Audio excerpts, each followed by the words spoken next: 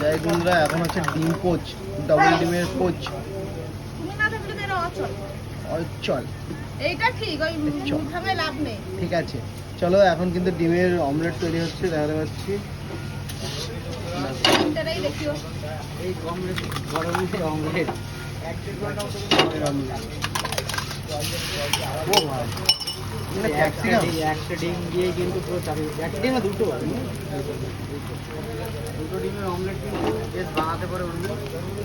এবার কিন্তু লঙ্কা পেঁয়াজ দিয়ে দুটোতেই বানানো আছে। অনেক সময় কাস্টমার থাকে যে আমি শুধু ডিম দিয়ে খাবো।